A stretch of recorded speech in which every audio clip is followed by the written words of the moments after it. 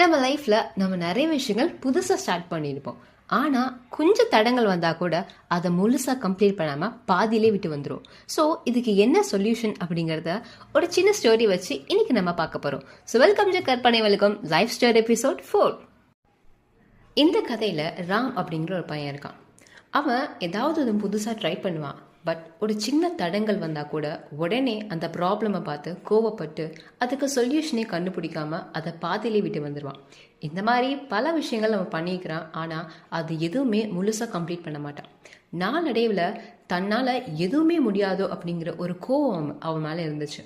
So இந்த சமயத்தில் தான் அவனோட ஃப்ரெண்ட் விக்ரம் அவனை பார்க்க வந்தான். அவன் கிட்ட, நீ எனக்கு தெரிஞ்ச ஒரு முனிவரை போய் பாரு, அவர் இதுக்கான சொல்யூஷனை சொல்வாருன்னு சொன்னார்.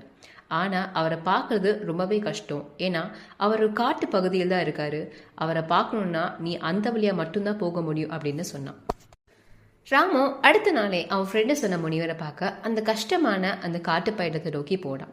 போகிற வழியில ரொம்பவே பாதைகள் கஷ்டமாக தான் இருந்துச்சு. இதெல்லாம் தாண்டி தான் ராம கோவத்தோடு தான் போயிட்டே இருந்தான். ஏன்னா அவனுக்கு தான் சின்ன தடங்கள் வந்தாலே ரொம்ப கோவம் வருமே. பட் இருந்தாலுமே அந்த முனிவரை எப்படியாவது பார்க்கணும் அப்படிங்கிறதுக்காக கஷ்டப்பட்டு அதை தாண்டி போயிட்டு இருந்தான். ஆனா அவன் கோவத்தை இன்னுமே மெருகேற்றுற மாதிரி ஒரு பெரிய பாறை அவன் போற பாதைக்கு நடுவில் நின்று அந்த பாதையை நோக்கி போகணுன்னா அந்த பாறையை தாண்டினா மட்டும்தான் முடியும். ஆனால் அவனுக்கு அந்த அளவுக்கு பொறுமை கிடையாது.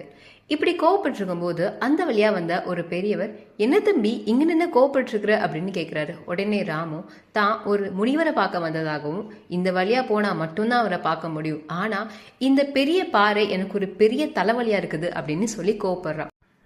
அந்த பெரியவரோ, இதுக்கெல்லாம் எதுக்கு தம்பி கோவப்படுற, உங்ககிட்ட இருக்க பிரச்சனைகள் தான் தீர்வே இருக்கு, நல்லா யோசிச்சுப்பாரு அப்படின்னு ஒரு பெரிய அட்வைஸை போட்டுட்டு அங்கிருந்து கிளம்பி போறாரு. ஆல்ரெடி டென்ஷன்ல இருந்த நம்ம ராம்கோ, இவர்கிட்ட அதை நான் கேட்டேனா அப்படின்னு அவரையும் திட்டிக்கிட்டே அந்த கல்லை அவன் முறைச்சு பார்த்துட்டு இருக்கிறான். அப்பதான் அந்த பாறையில நிறைய கொடிகள் இருக்கிறது கவனிக்கிறான். அதாவது ரொம்பவே பலமான கொடிகள்.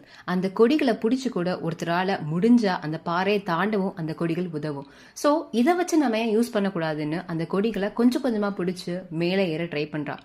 ஆனா ஸ்டார்டிங்ல அவனுக்கு சறுக்கி சறுக்கி விழதான் செஞ்சது. இருந்தாலுமே கொஞ்சம் கொஞ்சமா அவன் ட்ரை பண்ணி கிட்டத்தட்ட பாறையோட உச்சிக்கே போயிட்டான். பாறையோட உச்சிக்கு போனதுக்கு அப்புறம் அவனால பொறுமையா இறங்கின அப்படின்னா கண்டிப்பா அந்த பாறையை தாண்ட முடியும். ஸோ அந்த நேரத்துல ஒரு அழகான ஒரு காட்சியை பார்க்கறான். அந்த நேரத்துல சூரியன் மறைறனால வானம் முழுக்க பிரகாசமா காட்சி அளிச்சது. இந்த பிரதிபலிப்பா அங்க இருக்கிற மரங்களும் மலைகளும் பறவைகளும் அவனோட கண்களுக்கு செந்நிறமா காட்சி அளிச்சது. இந்த ரம்யமான காட்சியை ரசிச்சுக்கிட்டே அந்த முனிவரை பார்க்குற